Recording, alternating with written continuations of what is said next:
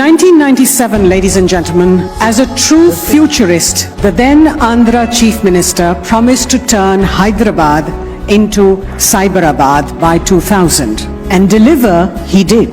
At the beginning of the millennium, the Davos-based World Link magazine had included Chandrababu Naidu Garu in its dream cabinet of political leaders. A pioneer in putting technology at the heart of development, he gained the ఆయన సామాన్యులకు ఒక inspiration, పరిపాలనా విధానానికి ఆయన ఒక definition, నూతన రాజకీయ విధానాలకు ఆయనే ఒక ఇన్నోవేషన్, పని పట్ల ఆయన డెడికేషన్ రాజకీయ రంగంలో ఒక సెన్సేషన్. ఎల్లప్పుడూ గతాన్ని గమనించి భవిష్యత్తును ఊహించి ముందుకు సాగేవారు. అలాంటి సిద్ధాంతంతోనే సామాన్యమైన రైతు కుటుంబంలో పుట్టి సమకాలీన రాజకీయాల్లో ప్రపంచ స్థాయి నేతగా ఎదిగారు. అలా తన సుదీర్ఘ రాజకీయ ప్రస్తావనలో ఎన్ని ఒడిదుడుకులు ఎదురైనా కూడా ఎన్నడూ వెనుతిరిగి చూడలేదు, వెనకడుగు వేయలేదు. విలువలు, వ్యక్తిత్వాన్ని రెండు అంశాలుగా తన ఆయుధంగా మలుచుకొని అధికారంలో ఉన్నా లేకపోయినా ప్రజాసేవలో అంకితమయ్యే లక్షణాన్ని పుట్టుకతోనే పునికి పుచ్చుకున్న తెలుగు తేజం. ఆయన ఎవరో కాదు, ఇతర నేతలకు ఆదర్శంగా నిలుస్తూ నిత్య కృషి వలుడుగా తెలుగు జాతి వెలుగు రేఖగా పేరు పొందిన రాజకీయ నేత నారా చంద్రబాబు నాయుడు గారు. మంత్రిగా, ముఖ్యమంత్రిగా, ప్రతిపక్ష నేతగా ఎన్నో ఏళ్లు తెలుగు రాష్ట్ర రాజకీయాల్లో చక్రం తిప్పుతున్న వ్యక్తి. చిన్న వయసులోనే రాష్ట్ర అధినేత అయ్యే అవకాశం దక్కినప్పటి నుంచి ఒక్క క్షణాన్ని కూడా వృధా చేయలేదు. సమాజమే దేవాలయం అన్న ఎన్టీఆర్ స్ఫూర్తితో స్వర్ణాంధ్ర నిర్మాణ దిశలో వడివడిగా ముందుకు సాగిపోయారు. కష్టపడితే సాధించలేనిది ఏమీ లేదు అని కఠోర వాస్తవాన్ని ప్రజలకు తెలియజేశారు. పేద గొప్ప అనే తేడా లేకుండా అందరితో శ్రమదానం చేయించారు.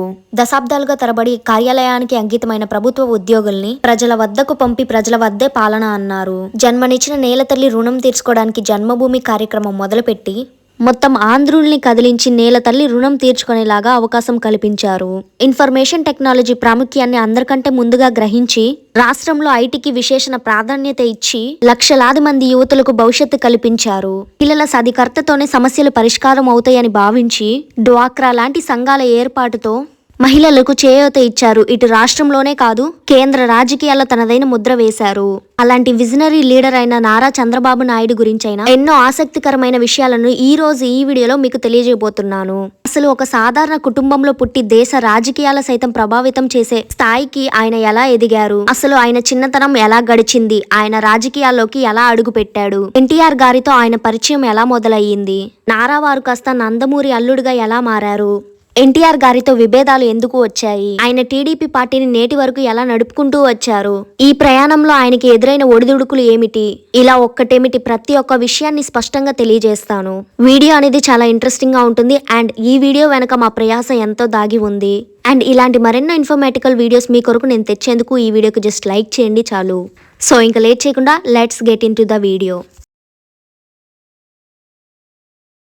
ఆంధ్రప్రదేశ్ రాష్ట్ర రాజకీయాల్లోనే కాకుండా భారతదేశ రాజకీయాల్లో ప్రముఖ పాత్ర వహించిన నారా చంద్రబాబు నాయుడు గారు ఆంధ్రప్రదేశ్లోని తిరుపతి జిల్లాలోని నారావారిపల్లె అనే గ్రామంలో 1950 ఏప్రిల్ 20వ తేదీన ఒక సామాన్య రైతు కుటుంబంలో జన్మించారు. ప్రస్తుతం వీరి వయసు 73 సంవత్సరాలు. ఆయన తల్లిదండ్రులు అమనమ్మ ఖర్జూరపు నాయుడు దంపతులకు పెద్ద కుమారుడిగా జన్మించిన చంద్రబాబు నాయుడు గారికి ఒక తమ్ముడు, 2 చెల్లెళ్ళు కలరు. అయితే సిబిఎన్ గారి చిన్నతనం విషయానికి వస్తే అప్పట్లో నారావారిపల్లెలో స్కూల్ అనేవి ఉండేవి కాదు. అయితే ఈయన దగ్గరలో ఉన్న శేషాపురం నడుచుకుంటూ వెళ్లి 1 నుండి 5వ తరగతి వరకు ప్రాథమిక విద్యాభ్యాసం చదువుకున్నారు. ఆ తర్వాత 6వ తరగతి నుండి 9వ తరగతి వరకు చంద్రగిరిలో ఉన్న జిల్లా పరిషత్ పాఠశాలలో చదివారు. ఇక్కడ చదువుతున్నప్పుడు చంద్రబాబు నాయుడు గారు పిల్లలందరినీ కూడగట్టి లీడర్ గా ఉండి స్కూల్లో ఉండే చిన్న చిన్న సమస్యలను పరిష్కరించేవారు.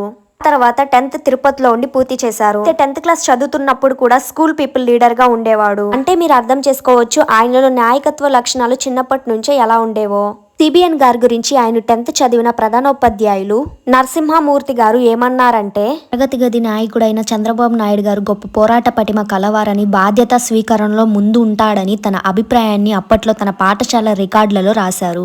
ఇక ఆ తర్వాత చంద్రబాబు గారు ఇంటర్మీడియట్ జాయిన్ అవ్వగా అనుకోకుండా ఫెయిల్ అయ్యారు. దానితో ఆ సమయంలో తన మిత్రుడితో కలిసి 2-3 నెలలు బెల్లం వ్యాపారం కూడా చేశారు.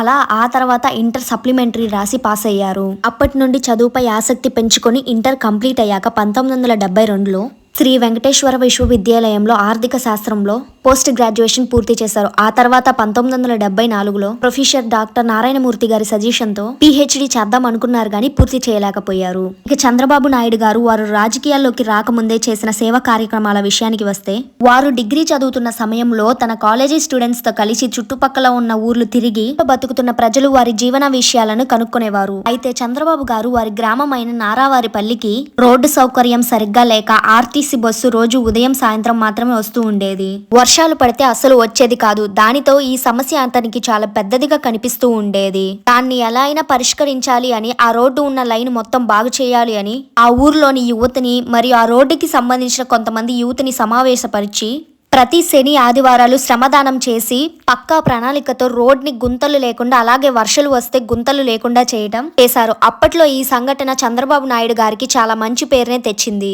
అప్పటి నుండి ప్రతి శని ఆదివారాలు స్టూడెంట్స్ తో కలిసి గ్రామాల స్థితిగతులు అధ్యయనం చేయడం మొదలు పెట్టారు. ఇక తనలాగే సేవ చేయాలి అనుకునే స్టూడెంట్స్ అందరినీ కలిపి గ్రూప్ గా ఫామ్ చేసి అన్ని గ్రామాలను కవర్ చేసేలా వాళ్ళని పంపించి ప్రతి గ్రామంలో బయోడేటాను సంప్రదించి ఆ గ్రామంలో సమస్యలు ఉంటే ఆ గ్రామ యూతులతోనే పరిష్కరించేలా చేసేవారు. దీనితో ఆ చిన్న వయసులోనే చుట్టుపక్కల గ్రామాల్లో బాబుకు మరింత పేరు వచ్చింది.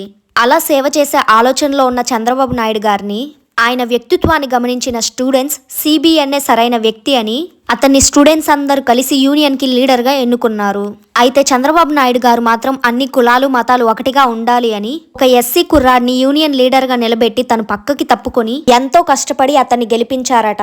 ఇలా స్టూడెంట్స్ ని మంచి దిశలో తీసుకెళ్తున్న చంద్రబాబు నాయుడు గారిని కాంగ్రెస్ పార్టీకి సంబంధించిన నేతలు గమనించి, నీలాంటి యువతే రాష్ట్ర అభివృద్ధి కోసం రాజకీయాల్లో ఉండాలి అని రాజకీయాల్లోకి రమ్మని కాంగ్రెస్ వారు ఆహ్వానించారు. కానీ ఆ సమయంలో ఆయన ఆలోచన మాత్రం బాగా చదువుకొని యూనివర్సిటీ ప్రొఫెసర్ గాని, ఐఏఎస్ చదివి ఆఫీసర్ గాని అవుదాం అనుకున్నారు. అయితే ప్రొఫెసర్ అయితే యూనివర్సిటీకే పరిమితం అవ్వాలి, ఐఏఎస్ అయినా కూడా రాజకీయ నాయకులు చెప్పిందే చేయాలి, అదే రాజకీయ నాయకుడిగా ఎదిగితే చాలా మందికి సేవ చేయొచ్చు అనే ఉద్దేశంతో చంద్రబాబు నాయుడు తన స్నేహితులు యోజన సంఘ సమక్షంలో పులిచెర్ల సమితి యూత్ కాంగ్రెస్ ప్రెసిడెంట్ పదవిని స్వీకరించారు. ఇదే తన రాజకీయ జీవితానికి తొలిమెట్టు. ఇలా సిబిఎన్ గారు కాంగ్రెస్ ప్రెసిడెంట్ అయ్యాక ఎంజీ రంగ రాజగోపాల్ దగ్గర రాజకీయ శిశిరకం చేశారు. ఆ సమయంలో ఆంధ్రప్రదేశ్ రాష్ట్రానికి జలంగం వెంగళరావు గారు ముఖ్యమంత్రిగా ఉన్నారు. అయితే ఆయన చిత్తూరు వచ్చినప్పుడు చంద్రబాబు నాయుడు గారు ఎంతో మంది స్టూడెంట్స్ ని ఆయన సభకు ఏర్పాటు చేయడంతో దానితో బాబు గారు అప్పటి ఏపీ సీఎం దృష్టిలో పడ్డారు. అయితే సీఎం గారు పాల్గొన్న సభలో వారి ఎదుట బాబు గారికి మాట్లాడే అవకాశం కూడా దక్కింది. దానితో ఆ సభలో చంద్రబాబు నాయుడు గారు వరకట్నంకి వ్యతిరేకంగా యువకులతో ప్రతిజ్ఞ చేపించాడు. ఈ ఆలోచన నేతలందరికీ నచ్చింది. దానితో ఈ విషయం చిత్తూరు జిల్లాలో అప్పట్లో విపరీతంగా ప్రచారం అయ్యింది. దీనితో జిల్లా యువత చాలా మంది యువజన సంఘాల్లోకి చేరడానికి వచ్చారు. అలా ఎన్నో యువజన సంఘాల సపోర్ట్ చంద్రబాబు నాయుడు గారికి దక్కడంతో 1975లో కాంగ్రెస్ తరపున ఎమ్మెల్యేగా నిలబడ్డానికి చంద్రబాబు నాయుడు గారు అసెంబ్లీకి టికెట్ అడిగారు.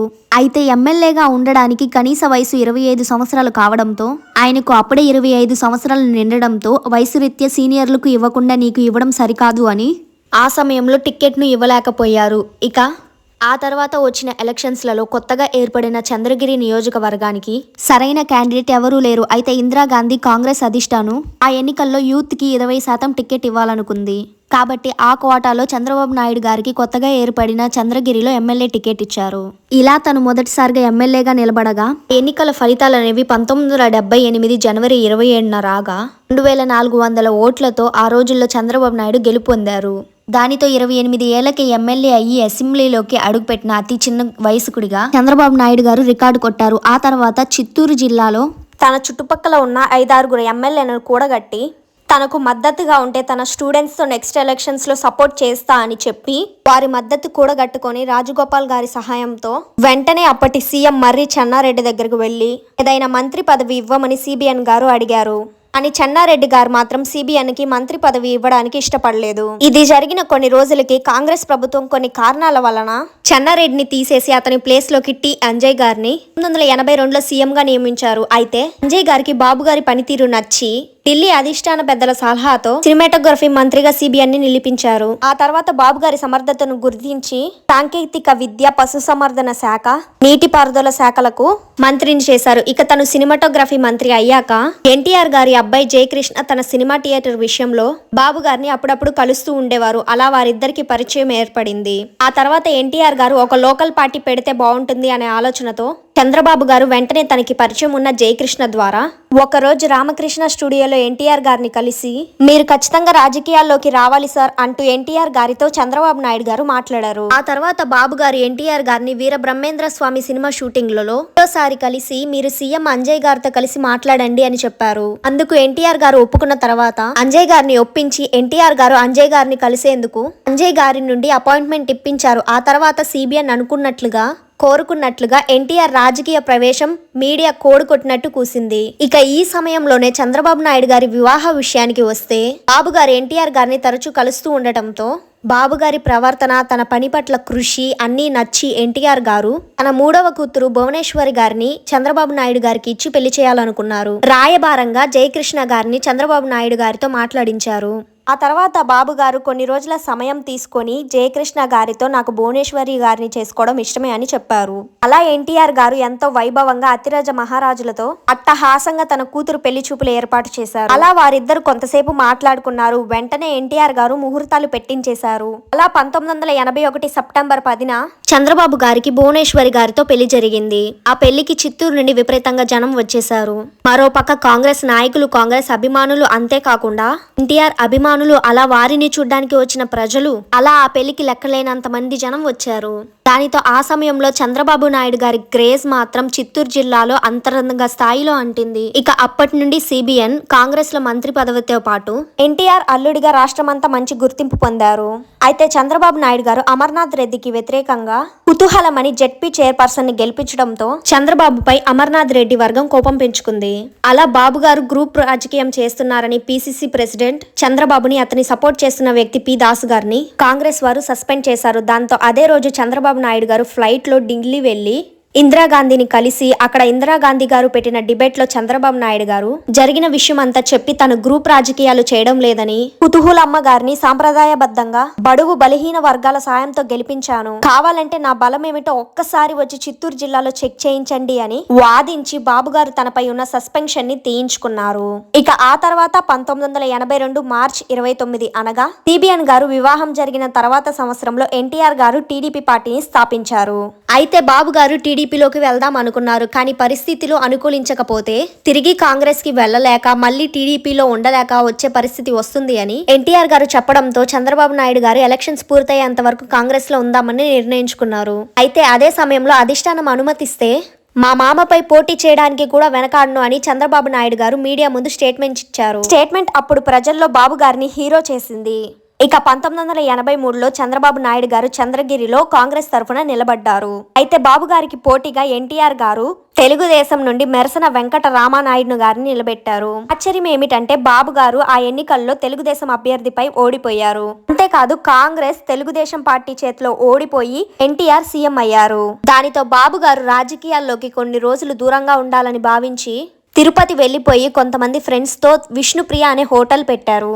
అంతేకాకుండా ఒక ఫ్యాక్టరీ కూడా స్టార్ట్ చేశారు. ఎలాగైనా ఒక మంచి బిజినెస్ మ్యాన్ గా ఎదగాలని ఎన్నో రకాలుగా ప్రయత్నించారు. అయితే ఎన్టీఆర్ గారు సీఎం అయిన ఒక సంవత్సరం తర్వాత 1984లో ఎన్టీఆర్ గారు గుండె ఆపరేషన్ చేయించుకోవడానికి తన భార్యను తీసుకుని అమెరికాకు వెళుతూ పార్టీని నమ్మకంగా నాదెండ్ల భాస్కర్రావు చేతిలో పెట్టారు. కానీ భాస్కర్రావు కాంగ్రెస్ వారితో చేతులు కలిపి టీడీపీ ఎమ్మెల్యేలను తనకి సపోర్ట్ చేసేలా చేసుకున్నారు. దానితో ఆ తర్వాత 1984 ఆగస్టు 16న నాదెళ్ల భాస్కర్రావు టీడీపీ ఎమ్మెల్యేలను తీసుకొని అప్పటి గవర్నర్ దగ్గరకు వెళ్లి ఎన్టీఆర్ ఎమ్మెల్యే మద్దతును కోల్పోయారు అని, ఎమ్మెల్యేల మద్దతు తనకే ఉందని వినతి పత్రం ఇచ్చారు. ఈ విషయంలో ఇందిరాగాంధీ వెనక నుండి నడిపిస్తూ గవర్నర్ కి ఫోన్ చేసి నాదెళ్లకు సపోర్ట్ చేయమని చెప్పింది. అయితే దాంతో వెంటనే గవర్నమెంట్ నాదెళ్లను తాత్కాలిక సీఎం చేస్తూ 30 రోజుల్లో నీ బలాన్ని నిరూపించుకోమని 15 రోజులు ఇవ్వాల్సిన సమయం కాస్త నెల రోజులు ఇచ్చారు. అంటే నెల రోజులు ఏపీ సీఎం గా నాదెళ్ల భాస్కర్రావు ఉన్నారు. ఇక ఇది ఇలాగా ఉండగా ఈ సమయంలో అమెరికా నుండి వచ్చిన ఎన్టీఆర్ గారికి అసలు ఏం చేయాలో అర్థం కాలేదు. ఇంతలో ఇవన్నీ తెలిసిన బాబు గారు తన మామ కోసం వెంటనే తిరుపతి నుండి వచ్చి వెంటనే కేబినెట్ మంత్రులతో చర్చించి టీడీపీ తరపున గెలిచిన ప్రతి ఎమ్మెల్యేలను హైదరాబాద్కు పంపించారు. అలా ఎమ్మెల్యేలు అందరూ హైదరాబాద్కి చేరుకోగా నాదెళ్లకు సపోర్ట్ చేసిన ఎమ్మెల్యేలను కూడా తమ దారికి తెచ్చుకున్నారు. దానితో ఎమ్మెల్యేలు అందరూ మళ్ళీ ఎన్టీఆర్ గారికి సపోర్ట్ చేయడంతో రాష్ట్రపతి గియానే జైల్ సింగ్ కి వినతి పత్రం ఇచ్చారు. ఇంకేముంది, ఎన్టీఆర్ గారు మళ్ళీ ముఖ్యమంత్రి అయ్యారు. దానితో అల్లుడు చేసిన పనికి తిరుపతిలో వ్యాపారాలు ఆపేయమని చెప్పి తెలుగుదేశం పార్టీ ప్రధాన కార్యదర్శిగా ఎన్టీఆర్ గారు పదవిని ఇచ్చారు. దానితో 1989 వరకు టీడీపీ ప్రధాన కార్యదర్శిగా పనిచేసిన బాబు గారు అన్ని పార్టీ స్థితిగతులను తెలుసుకున్నారు. ప్రజల నాడి కూడా తెలుసుకున్నారు. ఎన్టీఆర్ గారిని కేబినెట్ మంత్రులతో ఎలా పని చేయించాలో, ఎలాంటి పథకాలు పెట్టాలో చెప్పి మార్గదర్శిగా ఉంటూ ఎన్టీఆర్ గారికి ఎప్పుడూ సలహాలు ఇస్తూ ఉండేవారు. ఇక ఇది ఇలాగా ఉండగా 1985 బసవ తారకమ్మ గారు చనిపోవడంతో అదే సమయంలో లక్ష్మీ పార్వతమ్మ గారు ఒంటరిగా ఉన్న ఎన్టీఆర్ గారి జీవితంలోకి వచ్చారు. ఇక ఆ తర్వాత 1989లో జరిగిన ఎలక్షన్స్లలో టీడీపీ ఓటమికి గురైంది. అయితే బాబు గారు మాత్రం కుప్పం నియోజకవర్గంలో 58,000 ఓట్లతో గెలిచారు. తెలుగుదేశం పార్టీ ఓడిపోయినా కూడా ఎన్టీఆర్ గారు చంద్రబాబు నాయుడు గారి సలహాలతో కాంగ్రెస్ ప్రత్యామ్నాయంగా నేషనల్ ఫ్రంట్ ఏర్పాటు చేశారు. అన్ని ప్రాంతీయ పార్టీలను ఏకం చేసి ఎంపీలను కూడగట్టి బీపీ సింగ్ ని ప్రధానమంత్రి చేశారు. నేషనల్ ఫ్రంట్ చైర్మన్ గా ఎన్టీఆర్ గారే ఉన్నారు. దానితో ఎన్టీఆర్ గారికి చంద్రబాబు నాయుడు గారి మీద విపరీతమైన గౌరవం పెరిగిపోయింది. ఇక ఆంధ్రప్రదేశ్ లో ఎన్టీఆర్ గారు ప్రతిపక్ష నాయకుడిగా అసెంబ్లీలో ఉన్నప్పుడు కావాలనే ఎన్టీఆర్ గారిపై అనరాని మాటలు అని అవమానించారు. ఇక ఎన్టీఆర్ గారు ప్రాణం ఉన్నంత వరకు తను అసెంబ్లీలో అడుగు పెట్టను అని ప్రతిజ్ఞ చేసి ప్రతిపక్ష నాయకుడిగా బాబు గారిని నియమించారు. అయితే ఈ సంఘటనే పార్టీపై పట్టుదలను సాధించడానికి బాబు గారికి ఉపయోగపడింది. కానీ మరోపక్క లక్ష్మీ పార్వతి గారి హవా పెరిగి టీడీపీ పార్టీలో కొంతమందిని తను కూడా కట్టడి చేస్తూ లక్ష్మీ పార్వతి తన అధికారం కోసం ప్రయత్నించింది అని, ఇది కొంతమంది పార్టీ నాయకులకు బాబు గారికి నచ్చేది కాదని, దానితో ఎలా అయినా టీడీపీ పార్టీని తన ఆధీనంలోకి తీసుకొని సీఎం అవ్వాలి అని ప్లాన్ చేసిన బాబు గారికి లక్ష్మీ పార్వతి రూపంలో అడ్డం వచ్చింది అని కొంతమంది చెబుతూ ఉంటారు. అయితే ఈ సమయంలోనే బాబు గారు 1992లో తన ఫ్రెండ్స్ దగ్గర డబ్బులు తీసుకొని హెరిటేజ్ గ్రూప్ ని స్థాపించి దానికోసం 15 నెలలు కష్టపడి దాన్ని లాభానికి తెచ్చారు. ఇక ఇదే సమయంలో ఎన్టీఆర్ గారు 1993లో లక్ష్మీ గారు తిరుపతిలో ప్రజల సమక్షంలో పెళ్లి కూడా చేసుకున్నారు.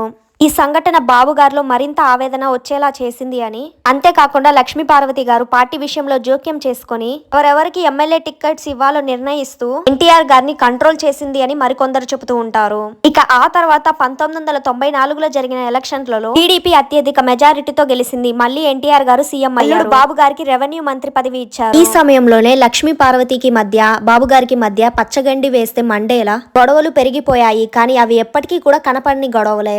దానితో 160 మంది ఎమ్మెల్యేలను తన వైపుకు తిప్పుకునే పనిలో పడ్డారు సిబిఎన్. అయితే ఇదంతా ఎన్టీఆర్ గారికి తెలియకపోయినా లక్ష్మీ పార్వతి గారి మీద కోపంతో ఎన్టీఆర్ గారు వెనక నుండి రాజకీయం చేస్తున్నారు అని బయట వారి ద్వారా ఎన్టీఆర్ గారు తెలుసుకున్నారు. అయితే ఇది పూర్తిగా ఎన్టీఆర్ గారు తెలుసుకునే లోపే జరగాల్సింది జరిగిపోయింది. 1995 సెప్టెంబర్ 1వ తారీఖున చంద్రబాబు గారు తనకి మద్దతు ఇచ్చిన 165 మంది ఎమ్మెల్యేలను హోటల్లో దాచారు. దాంతో ఎన్టీఆర్ గారు ఆ హోటల్ కి వెళ్లి బాబు గారిని తిట్టారట. ఆ సమయంలో అనుకోకుండా ఎన్టీఆర్ గారి మీద చెప్పులు పడ్డాయట. అయితే అది బాబు గారు చేసిన పని అని కొంతమంది విమర్శించారు.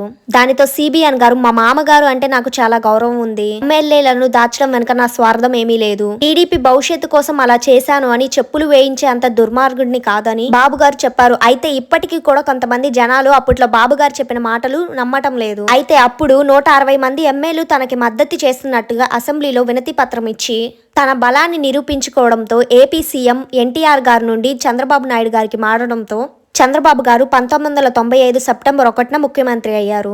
దానితో దేశ రాజకీయాల్లో ఈ సంఘటన ఒక చరిత్ర సృష్టించింది. అయితే ఇది జరిగిన 3 నెలలకే అనుకోని విధంగా 1996 జనవరి 18న చంద్రబాబు నాయుడు చేసిన ద్రోహానికో లేదా లక్ష్మీ పార్వతి స్వార్థానికో గాని బలైపోయిన ఎన్టీఆర్ గారు మరణించారు. అయితే అప్పట్లో ఎన్టీఆర్ గారు మరణించడానికి బాబు గారు వెన్నుపోటే కారణమని అప్పట్లో ప్రతిపక్ష పార్టీలు విమర్శించాయి. అయితే చంద్రబాబు నాయుడు గారు అవేమీ పట్టించుకోకుండా టీడీపీని నేను ఎందుకు తీసుకున్నాను, మా మామ గారిని ఎందుకు బాధ పెట్టాల్సి వచ్చిందో భవిష్యత్తులో మీకే తెలుస్తాయని ప్రజలకు వివరణ ఇచ్చారు. ఇక మరో సంవత్సరం అదే సమయంలో వాజ్పేయి గారు ప్రధాని అయ్యారు. కానీ ఆయన బలం నిరూపించుకోలేక ఇతర పార్టీల వల్ల విఫలమయ్యారు.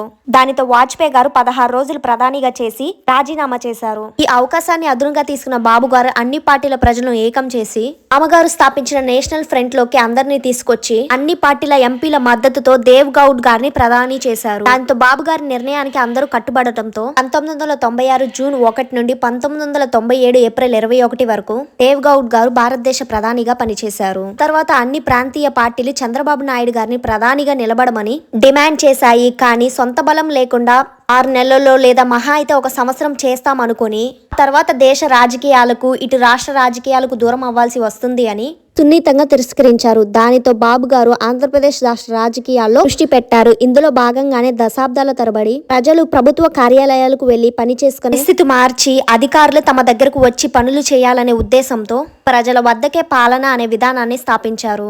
ఆర్థిక అసమతులు లేకుండా అందరూ ఆరోగ్యంగా ఉండాలి అని అభ్యుదయ ఆంధ్రప్రదేశ్ నిర్మాణమే లక్ష్యంగా 1997 జనవరి 1న జన్మభూమి కార్యక్రమం నియమించారు. హెలో హైదరాబాద్ నినాదాన్ని తెచ్చారు.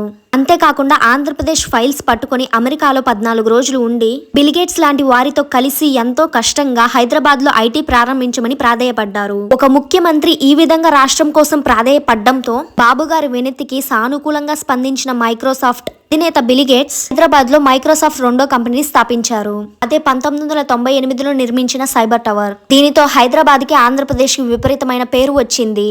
ఇక సైబర్ టవర్ నిర్మించాక అనేక సాఫ్ట్వేర్ కంపెనీలు ఏపీలో పెట్టుబడి పెట్టడానికి వచ్చాయి. ఆ సమయంలో కేవలం సాఫ్ట్వేర్ రంగానికి అడవులుగా ఉన్న హైదరాబాద్ భూమిని సైతం మార్చేసి హైటెక్ సిటీగా నిర్మించారు. ఇలా ఐటీ రంగంలో అప్పట్లోనే 50,000 ఉద్యోగాలు నియమించారు. ఇప్పుడు ఆ సంఖ్య కొన్ని లక్షల్లోకి చేరింది. అలాగే భవిష్యత్తుని దృష్టిలో పెట్టుకుని స్టేట్ లో 30 ఇంజనీరింగ్ కాలేజీలు మాత్రమే ఉంటే వాటిని 300గా మార్చి ఇప్పుడు ఆ సంఖ్య వేలల్లో ఉంది. పెరుగుతున్న బీటెక్ స్టూడెంట్లను దృష్టిలో పెట్టుకుని ఐటీని విపరీతంగా అలాగే ఆడపిల్లలు ఇంట్లో కూర్చోకూడదు అని ప్రతి ఒక్కరూ ఉద్యోగం చేయాలి అని నినాదించి వారి కోసం కొన్ని పదవులు కూడా స్థాపించారు. అలాగే కుటుంబ నియంత్రణ పాటించిన వారికి 5,000 ఫిక్స్డ్ డిపాజిట్ చేయించారు. ఈ విధంగా రాష్ట్రాన్ని ఎంతగానో అభివృద్ధి చేశారు.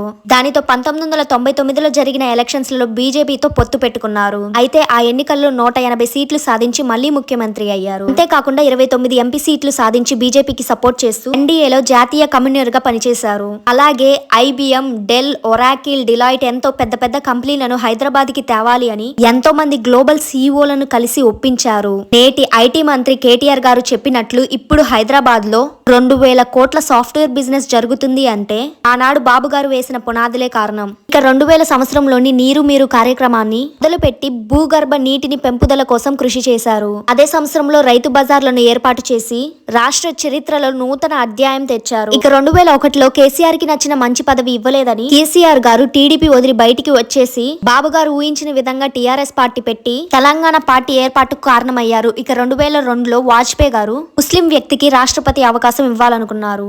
ఈ విషయంలో బాబు గారు సైంటిస్ట్ అబ్దుల్ కలాం గారి పేరు నియమించారు. వాజ్పేయి గారికి కూడా నచ్చింది, కానీ ఆయన పదవులు తీసుకోవడానికి ఒప్పుకోరు అని అందరికీ తెలుసు. దానితో బాబు గారు అబ్దుల్ కలాం గారిని కలిసి మీలాంటి వారు ఇలాంటి పదవులను స్వీకరిస్తే యువతరానికి ఉన్నత స్థాయిగా ఉంటుంది అని చెప్పడంతో చివరికి కలాం గారు బాబు గారు చెప్పిన దానికి ఒప్పుకోవడంతో రాష్ట్రపతి పదవిని స్వీకరించారు. 1997లో కూడా ఇంతకు ముందు రైతులకు రాష్ట్రపతి ఇచ్చే బాధ్యతలు తీసుకుని ఆర్కే నారాయణ్ గారిని సపోర్ట్ చేశారు. దీనితో నేషనల్ మీడియా బాబు గారి గురించి గొప్పగా రాశారు. దానితో ప్రధాని వాజ్పేయి గారు బాబు గారి సలహాలకు మంచి విలువను ఇచ్చేవారు. ఇక రెండవసారి ముఖ్యమంత్రి అయ్యాక 2003 అక్టోబర్ 1న తిరుపతి బ్రహ్మోత్సవాలకి వెళ్తున్న సమయంలో నక్సలైట్లు పేల్చి చంద్రబాబు నాయుడు గారిని చంపడానికి ప్రయత్నించారు. కానీ అదృష్టవశాత్తు తీవ్ర గాయాలతో బయటపడ్డారు. ఆ తర్వాత బాబు గారు ఈ సంఘటన నుండి బయటపడ్డాక భవిష్యత్తు స్వర్ణాంధ్ర దృష్టిలో పెట్టుకుని విజన్ 2020 పేరుతో వేకెన్సీ అనే కంపెనీ కలిసి ఒక ప్రణాళికని ప్రవేశపెట్టారు. గ్రామాల్లో విద్యను కల్పించడం, విద్యను, వైద్యను ప్రైవేటీకరణ చేయడం లాంటివి చేశారు.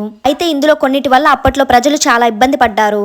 పెద్ద పెద్ద సంస్థలకు వ్యవసాయ భూములు ఇచ్చి దేశాన్ని అభివృద్ధి చేయాలని బాబుగారు నిర్ణయించుకొని రైతులు వ్యవసాయాన్ని వదిలేసి జీవనోపాధి కోసం వేరే రంగాన్ని ఎంచుకోవాలి అని, అలా చేస్తే వారికి మంచి ఆదాయం ఉంటుంది అని చెప్పారు. కానీ వ్యవసాయం పండించకుండా టెక్నాలజీ మీద పడితే ప్రజలు ఏమి తిని బతుకుతారు? అన్నపూర్ణగా పిలువబడిన ఆంధ్రప్రదేశ్ లో రైతులు వ్యవసాయం వదిలేసి వేరే రంగాల్లో ఉండమనటం, రైతులకు ఇవ్వాల్సిన సబ్సిడీలు, ఎరువుల విషయాలు అందుబాటులో లేకపోవడం అనే విషయాలు చంద్రబాబు మీద, అతని ప్రభుత్వం మీద ప్రజల్లో అధికారికంగా కోపం రగిలించాయి. ఇంకా ఇదే సమయంలో మరోపక్క వైఎస్ రాజశేఖర్ గారు పాదయాత్ర చేస్తూ రైతులకు ఉచిత కరెంట్ భరోసా కల్పించారు.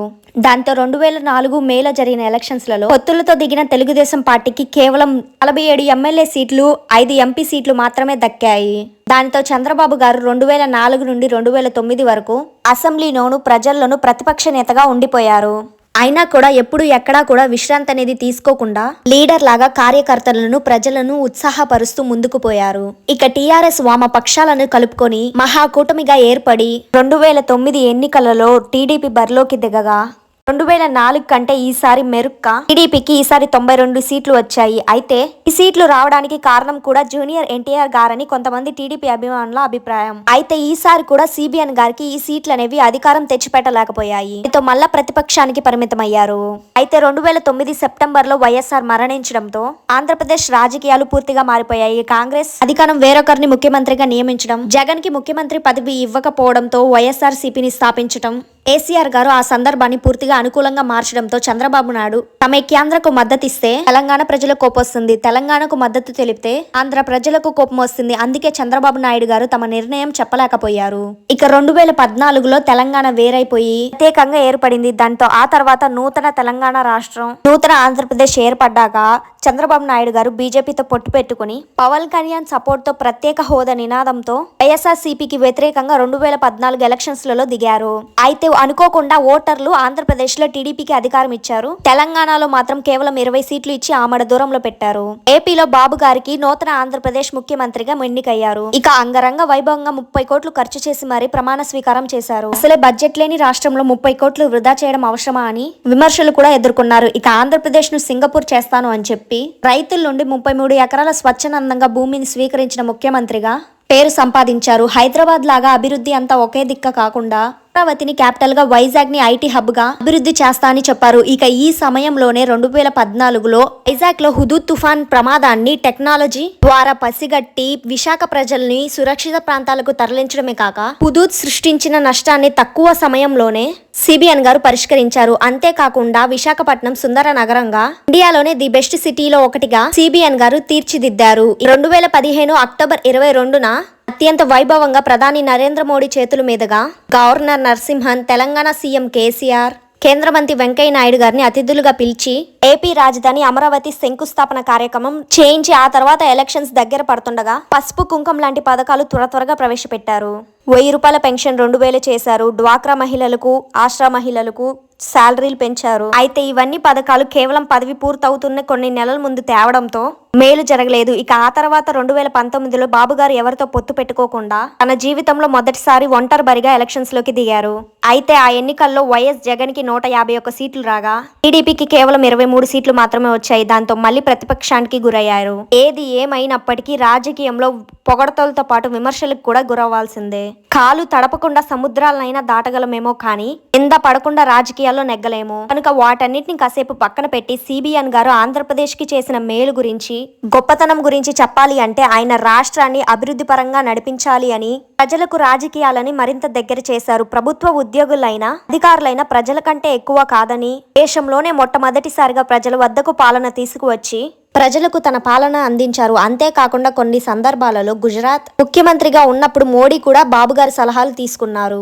2004 వరకు బాబుగారి పాలనను చూసి భారతదేశంలో చాలా రాష్ట్రాలు అతన్ని ఫాలో అయ్యాయి. ఉమ్మడి రాష్ట్రంలో ఆంధ్రప్రదేశ్ లో 9 సంవత్సరాల పాటు అత్యధిక కాలంలో సీఎంగా చేసిన బాబు గారికే దక్కుతుంది. అలాగే ఉమ్మడి ఆంధ్రప్రదేశ్ లో ప్రతిపక్ష నాయకుడిగా సేవ ఇచ్చిన ఘనత కూడా చంద్రబాబు నాయుడు గారికే దక్కుతుంది. ఇక ఆంధ్రప్రదేశ్ విడిపోయాక తొలి ముఖ్యమంత్రి బాబు గారి పేరు ఎప్పుడు చిరస్మరణీయం. ఇక ఇండియా టుడే వల్ల నిర్వహించిన ఓటింగ్ వలన 2016లో ఆదర్శ పురస్కారం పొందారు.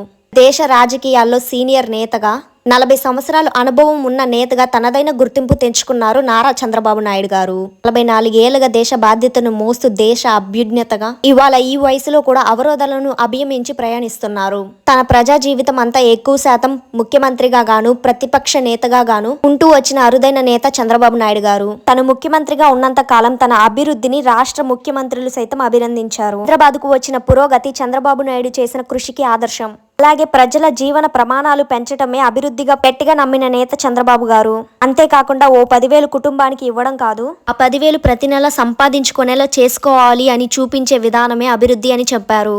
ఆ దిశగా పాలన సాగించారు. ప్రజల జీవన ప్రమాణాలను పెంచారు. అధికారంలో ఉన్న ప్రతిపక్షంలో ఉన్న ఆయన వర్కింగ్ స్టైల్ ఒకటే. ఆయనలో మార్పు రాదు. పార్టీ కోసం, రాష్ట్రం కోసం నిరంతరం శ్రమిస్తూనే ఉంటారు. ఓ విధంగా చెప్పాలంటే ఆయనకు కష్టాలు కొత్తవి కావు. ఈ తప్పిదాలే ఆయనకి నిర్వహించాయి. కానీ ఆయన విజన్ కారణంగా ఎదిగిన వారు ఉన్నారు. ఆయన అభివృద్ధి కొనసాగించి మంచి పేరు తెచ్చుకున్న ముఖ్యమంత్రులు కూడా ఉన్నారు. 44 ఏళ్లుగా మార్పులు తీసుకువస్తూ పార్టీని అభివృద్ధి చెయ్యాలని తపన చేస్తూనే ఉన్నారు. ఆయన కింద పడిన ప్రతిసారి లేచే ప్రయత్నం చేస్తున్నారు. 2019 ఎన్నికల్లో దారుణ ఓటమి తర్వాత నిరాశకు గురైన పార్టీ ప్రజలను నిద్రలేపి ప్రస్తుతం వచ్చే ఎన్నికల్లో కార్యవర్గులుగా చేసేలా పనిలో పడ్డారు. అందులో భాగంగా 2024 ఎన్నికల్ని యువ నాయకత్వం ఎజెండాతో ముందుకు సాగుతున్నారు. ఎలా అయినా గెలుపొందాలి అనే ప్రయత్నంలో ఉన్నారు. తన వయసు కూడా లెక్క చేయకుండా కృషి చేస్తున్నారు. గతంలో చివరి వరకు ఏ విషయం తేల్చడు అనే అపవాదం ఉండేది. ఈసారి ఎన్నికలకు ఇంకా సుదీర్ఘ కాలం ఉండగానే డిసిషన్స్ తీసుకుంటున్నారు. అన్నిటికీ క్లారిటీ ఇస్తున్నారు. మరోవైపు పొత్తుల అంశాన్ని పరిశీలిస్తూ సొంతగా బలపడాలని కూడా ప్రయత్నిస్తున్నారు. ఎట్టి పక్షంలో అధికార పక్షానికి అడ్వాంటేజ్ ఇవ్వకూడదని భావిస్తున్నారు. మొత్తానికైతే బాబు గారు నిర్ణయాల ప్రకారం ముందంజలో ఉన్నారు. వచ్చే ఎన్నికల్లో టీడీపీ చంద్రబాబుకు లభించేలా ఉన్నాయని ప్రయత్నాలు చేస్తున్నారు. వారి రాజకీయంలో అన్ని అవకాశం పట్ల చంద్రబాబు గారు దాదాపుగా చివరి ఎన్నికలు అని భావిస్తున్న సమయంలో వారి సత్తా ఏమిటో చూసేలోపే అనుకోని విధంగా సెప్టెంబర్ 9, 2023 ఉదయాన్న అరెస్ట్ చేశారు. ఈ 409 సెక్షన్ వల్ల చంద్రబాబు నాయుడు గారికి బెయిల్ రావడం కష్టమైంది. ఎట్టకేలకి బాబు గారు బయటికి వచ్చిన సందర్భం మనం చూసాము. ఎన్నో న్యూస్లలో ప్రచారం కూడా చేశారు. కానీ ఏ మాటకు ఆ మాట రాజకీయ పరంగా బాబు గారు ఎప్పటికీ ఆయన ఎంతో మందికి ఇన్స్పిరేషనే. 6 కిలోమీటర్ల దూరం కాలినడకతో స్కూల్కి వెళ్లి మధ్య తరగతి జీవిత అనుభవాల్ని మూటగట్టుకున్న మామూలు సామాన్యమైన కుర్రారు రాష్ట్ర ముఖ్యమంత్రిగా ఎదిగి రాష్ట్రానికి అంతర్జాతీయ స్థాయిలో పేరు తెచ్చిపెట్టే సమయంలో ఎన్నో సంక్షోభాలు, మరెన్నో సంఘర్షణలు ఇలా వచ్చి అలా వెళ్ళిపోయాయి. విద్యార్థి దశలోనే రాజకీయాల్లో రంగంలో కాలుపెట్టిన బాబు గారు రాజకీయ రంగంలో ఎత్తుకు పై ఎత్తు వేస్తూ సాగుతున్నారు. ఆయన ఏ సంక్షోభం వచ్చినా కుదేలిపోలేదు. చిరునవ్వుతోనే కష్టాలను ఆహ్వానించి మరింత బలంగా తయారయ్యారు. విజయాలను చూసి ఎప్పుడు కృంగిపోలేదు. అలాగే సమస్యలను చూసి కుంగిపోలేదు. అదృష్టాన్ని నేను ఎప్పుడు నమ్ముకోలేదు, నా కష్టాన్ని నేను నమ్ముకున్నాను బాబు గారు అంటూ ఉంటారు. అందుకే ఇలాంటి నాయకుడు మళ్ళీ పుట్టడు. ఆయన ఒక రాజకీయ చాణక్యుడు, తెలుగు వారి విజనరీ లీడర్. సో ఇది ఫ్రెండ్స్, ఈ వీడియో అనేది బాబు గారి గురించి ఎంతో కొంత తెలుసుకోవడానికి ఉపయోగపడిందని నేను భావిస్తున్నాను. ఈ వీడియో కానీ మీకు నచ్చినట్లయితే జస్ట్ లైక్ చేయండి చాలు. ఇలాంటి మరెన్నో ఇన్ఫర్మేటికల్ వీడియోస్ నా నుండి మీరు పొందేందుకు మన ఛానల్ని సబ్స్క్రైబ్ చేసుకొని నోటిఫికేషన్ బెల్ని ఆన్ చేసుకోగలరు. Thanks for watching. Have a good day.